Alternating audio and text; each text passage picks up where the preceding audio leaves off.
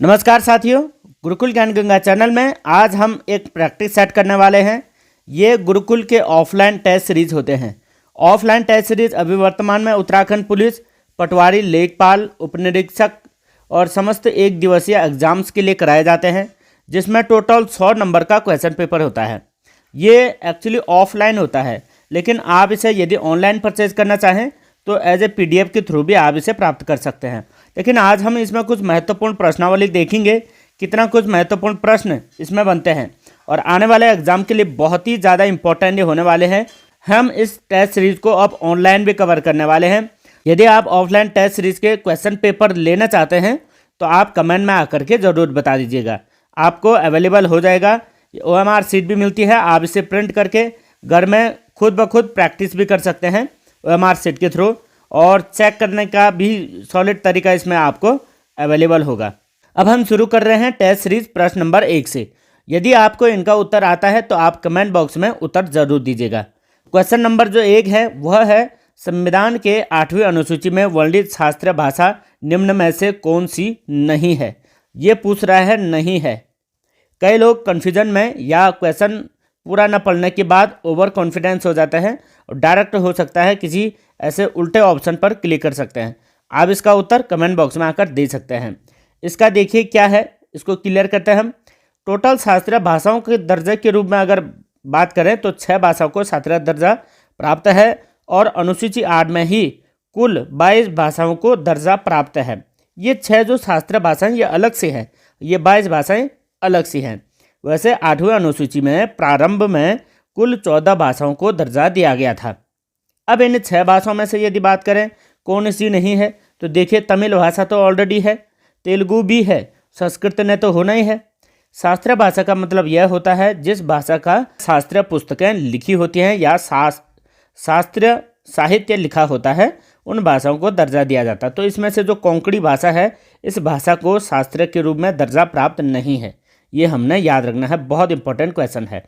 Question number 2 हो गया, अंतर्वैयक्तिक संचार कहलाता है।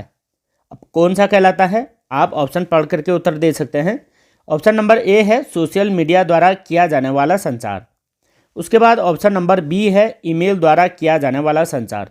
ऑप्शन नंबर C हो गया आमने सामना किया जाने वाला संचार। और ऑप्शन नंबर D हो गया समाचार तथा TV चैनल के माध्यम से संचार। देखिए इनमें 3 ऐसी चीज़ें होगी जो कि एक जैसी लग रही हैं। जैसे सोशल मीडिया द्वारा किया जाने वाला संचार, एक सोशल मीडिया का संचार हो गया है, सोशल न्यूज़ हो जाती है। ईमेल द्वारा किया जाने वाला संचार, ये भी इस प्रकार से ज़्यादा अच्छा नहीं लग रहा है। चौथी बात करें तो समाचार तथा टीवी चैनल से, तो ये डिजिटल मीडिया हो गया। जितने भी हैं ये तीनों डिजिटल मीडिया है। तो जो आमने सामने वाला संचार होता है उसी को अंतर्वैयक्तिक संचार कहा जाता है, यानी आपस में आमने सामने बात करना, एक प्रकार से अंतर्वैयक्तिक बात विचार को ही अंतर्वैयक्तिक संचार कहा जाता है। बहुत इंपॉर्टेंट क्वेश्चन था। प्रश्न नंबर 3 है, कार्यालयी पत्र का मसौदा लिखते समय प्रथम उल्लेख किया जाता है। अब ये कह रहा है, सीधी सी बात है, कार्यालयी पत्र का मतलब सहकारी पत्र, सरकारी जो पत्र होता है, शासकीय पत्र जिसको कहते हैं, उस पत्र के प्रारंभ में सबसे टॉप में क्या लिखा जाता है। इस प्रकार से लेटर होता है, लेटर के सबसे ऊपर क्या लिखा जाता है। यदि आपने ध्यान दिया होगा तो इस प्रकार से सरकारी पत्र के सबसे ऊपर एक इम्पॉर्टेंट तथ्य होता है। वो देखिए क्या क्या होता है। क्या A होता है प्रेषक का नाम या पदनाम, ये तो नहीं होता है। संबोधन होता है क्या, ये भी नहीं होता है। पत्र पत्रांक संख्या, जी हाँ, तो इसमें सरकारी जो पत्र होता है या सरकारी पत्र होता है उसमें पत्र पत्रांक संख्या सबसे टॉप में होता है, और पत्र का विषय तो उसके बाद ही होता है, बाद में लिखा जाता है। तो ये बहुत इंपॉर्टेंट है, ये हर बार प्रश्न पूछा जाता है, क्योंकि यदि आप सरकारी नौकरियों की तैयारी कर रहे हैं इस चीज़ की जानकारी रखना बहुत आवश्यक है। हिंदी का मतलब केवल व्याकरण ही नहीं, इसके अलावा भी अन्य कई चीज़ें पूछी जाती हैं, उसमें ये भी आता है पत्र लेखन वाला। तो उसके बाद प्रश्न नंबर 4 बात करते हैं। प्रश्न नंबर 4 बहुत ही आसान है, आप इसका उत्तर कमेंट में आकर दे दीजिएगा। प्रश्न है, व्याकरण क्या है। देखिए व्याकरण क्या होता है। ऑप्शन A है भाषा का विकास, B है भाषा का उद्भव, C है भाषा का संकलन और D है भाषा के नियम। क्या हो सकता है इसका सही उत्तर। देखिए इसका जो सही उत्तर होना है वह होना है भाषा के नियम।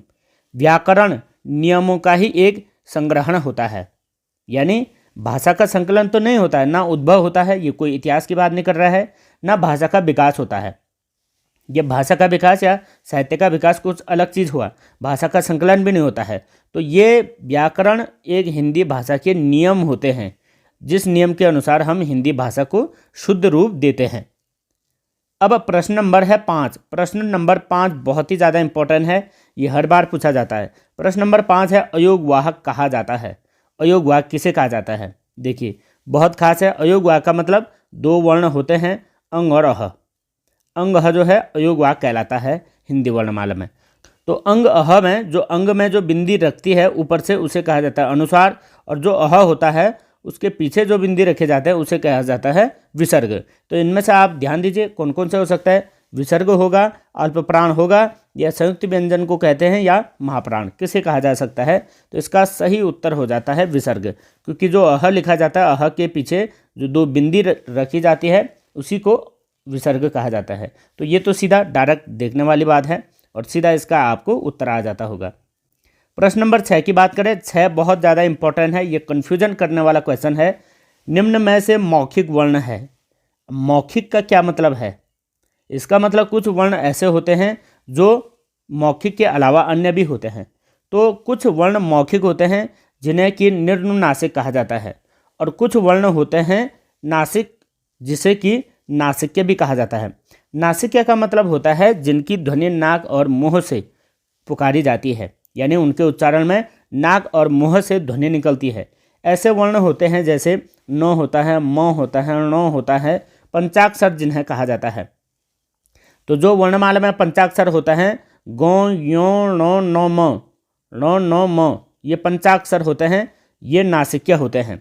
इसके अलावा जितने भी होंगे वो निर्नुनासिक कहलाते हैं, और उन्हीं निर्नुनासिक को मौखिक कहते हैं, क्योंकि इसमें थौ है, और थौ एक ऐसा वर्ण है जिसकी ध्वनि केवल मुंह से निकलती है, न कि नाक और मुंह से। इसलिए ये इंपॉर्टेंट क्वेश्चन था, और इस प्रकार से नासिक्य और मौखिक वर्ण भी पूछे जाते हैं। प्रश्न नंबर है 7। 7वां है, धनुर्बाण में कौन सा समास है? देखिए धनुर्बाण एक इम्पॉर्टेंट शब्द है, इसमें भ्रम हो सकता है, ये बहुत कन्फ्यूजन वाला क्वेश्चन है। देखिए तत्पुरुष हो सकता है क्या?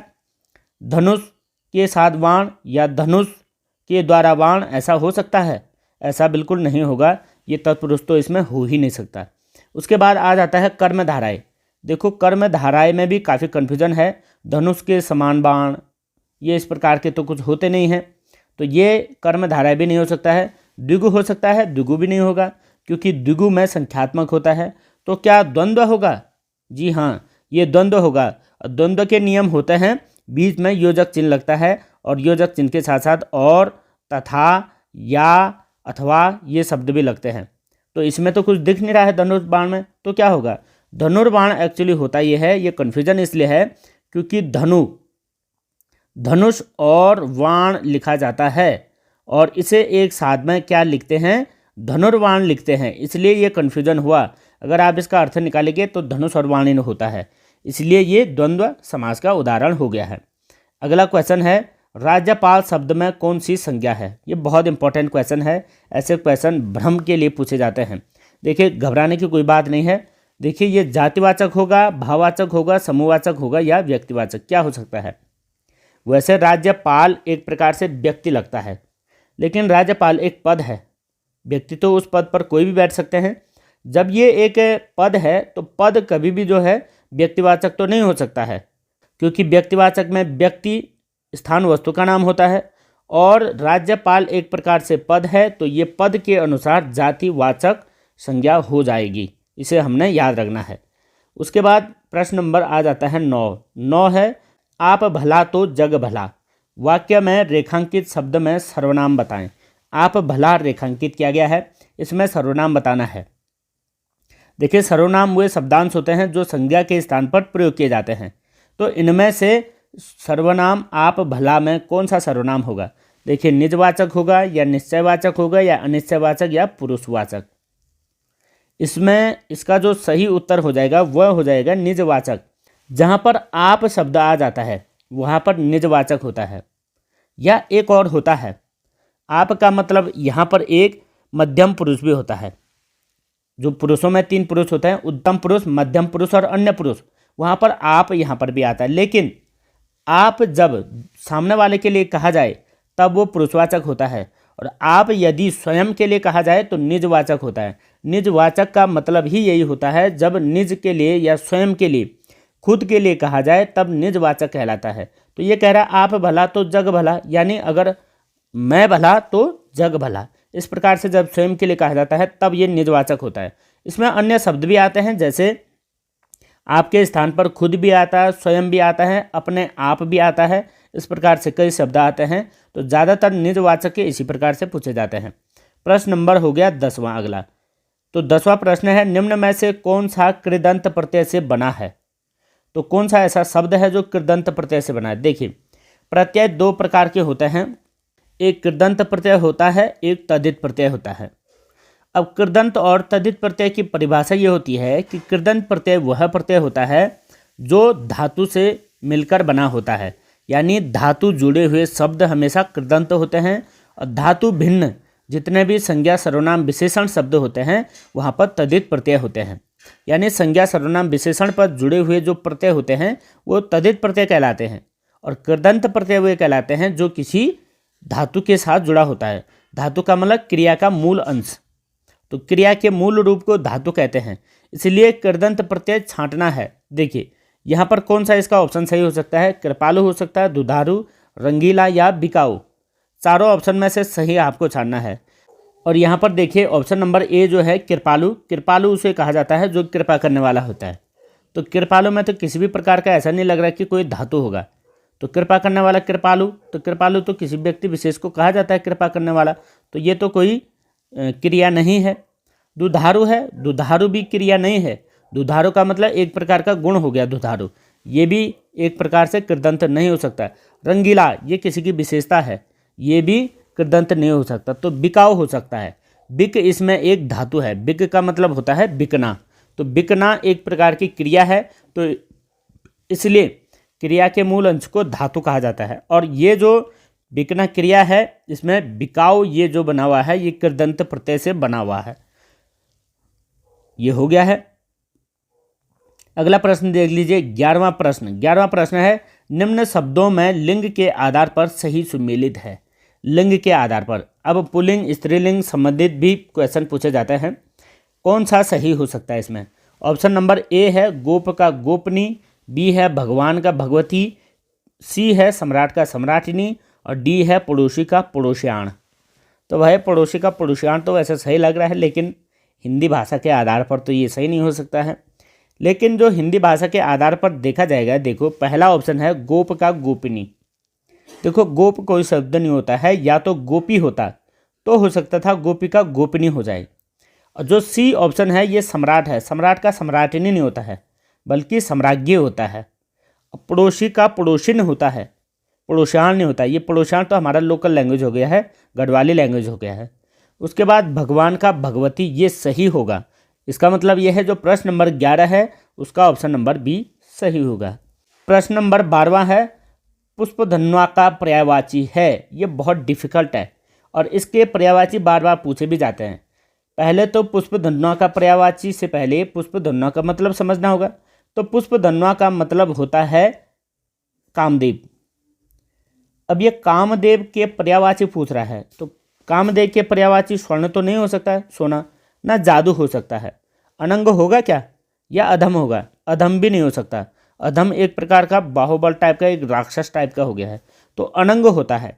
तो कामदेव के पर्यायवाची आपको याद रखने होंगे, कामदेव के पर्यायवाची बहुत बार पूछा जाता है। तो पुष्पधन्वा का मतलब हो गया कामदेव, और कामदेव का पर्यायवाची हो जाता है अनंग। अब अगला देख लीजिए, प्रश्न नंबर है 13।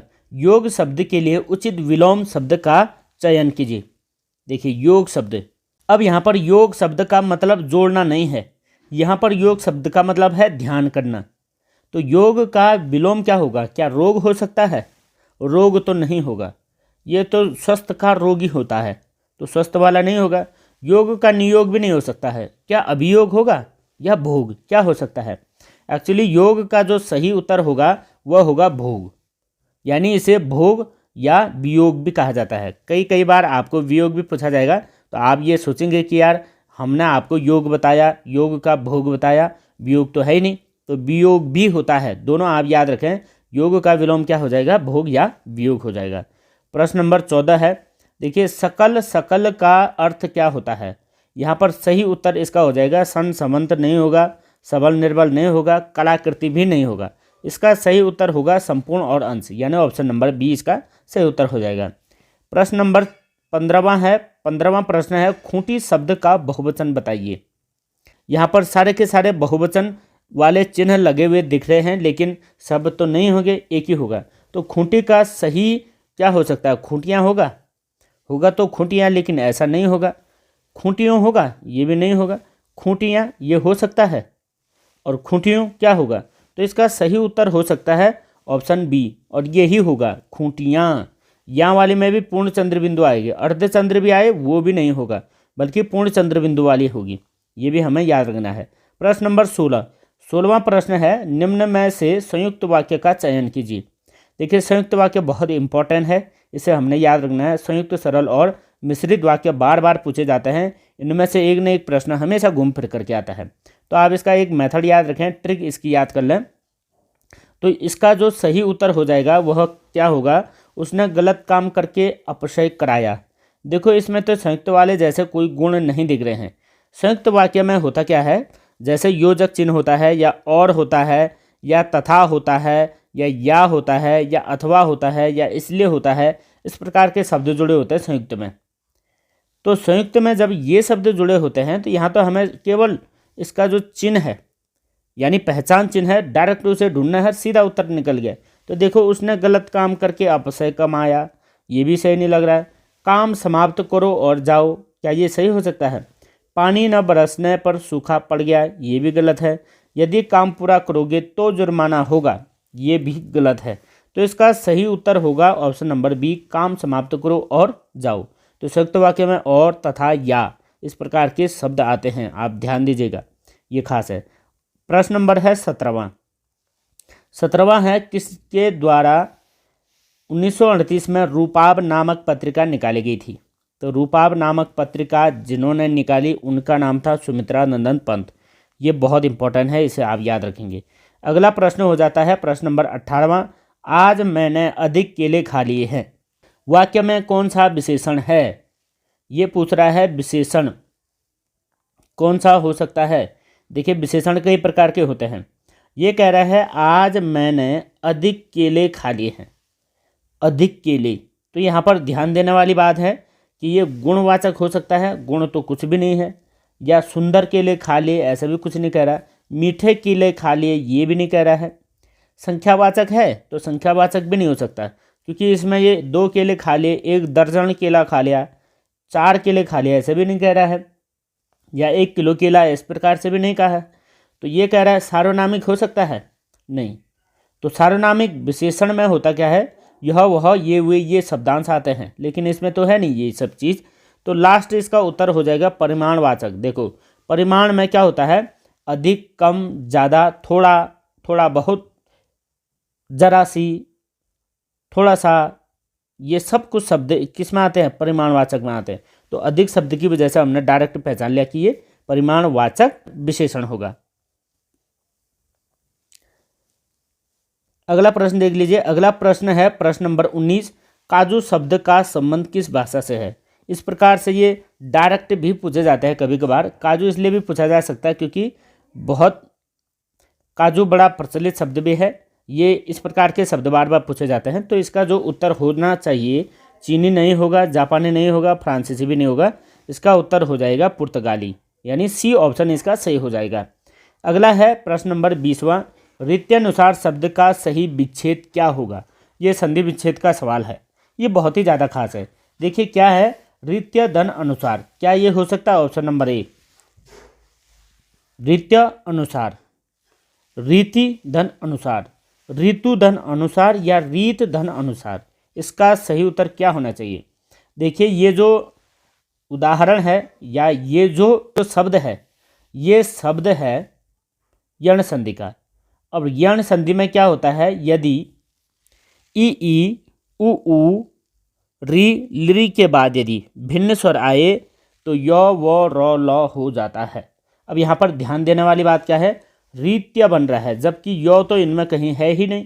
तो यो बन रहा है, इसका मतलब ये क्या हो जाएगा, किसी स्वर के साथ दूसरा स्वर ही मिल रहा है लेकिन रीति के साथ मिलेगा। ये ई धन अ बराबर यो होता है, इसका हमें ध्यान देना पड़ेगा। ई धन अ बराबर यो।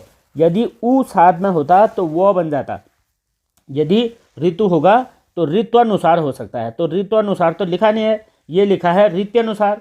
तो रीत्यनुसार का सही क्या हो जाएगा, रीति धन अनुसार। इसे हम ध्यान देंगे क्योंकि संधि का भी एक न एक सवाल जरूर पूछता ही है। तो यहाँ पर अभी तक हमने जो है 20 जितने महत्वपूर्ण सवाल थे, जितने प्रश्न थे, वो हमने क्लियर कर लिए हैं हिंदी के। अब यहाँ से 21वें से उत्तराखंड का लगता है। उत्तराखंड की नेक्स्ट वीडियो में आगे आप देखिए, लगातार आती रहेगी। उत्तराखंड का सीरीज हम कंप्लीट करेंगे, उसके बाद जीएस का पोर्शन भी कंप्लीट करेंगे। यानी इस पेपर का हम टोटल 100 क्वेश्चन कंप्लीट करेंगे। डे टू डे या टाइम टू टाइम आपको इसकी वीडियोज मिलती रहेगी। चैनल पर लगातार बना रहेगा और आगे शेयर करता रहेगा। इससे आगे आपको ये सवाल कैसे लगे, कैसे किस प्रकार के प्रश्न ये थे, आप कमेंट में आकर के ज़रूर बताएं। और यदि आपको इस पेपर की पीडीएफ चाहिए तो आप कमेंट में आकर मुझे ज़रूर इन्फॉर्म करें, या हमारा टेलीग्राम चैनल है, टेलीग्राम चैनल पर भी आप जुड़ सकते हैं। वहाँ पर आप पीडीएफ के लिए मैसेज कर सकते हैं, मैं वहाँ पर आपको पीडीएफ प्रोवाइड कर दूँगा। तो अभी के लिए इतना ही, इसके बाद हम उत्तराखंड को क्लियर करेंगे। बहुत अच्छे क्वेश्चन हैं, आपके एग्जाम में ये डायरेक्ट भी बन सकते हैं, इसलिए ध्यान दें। जितने क्वेश्चन हम बता रहे हैं उनको आप डायरेक्ट याद भी कर सकते हैं और याद करते हुए चलें। तो अभी के लिए बस इतना ही। धन्यवाद। जय हिंद, जय भारत।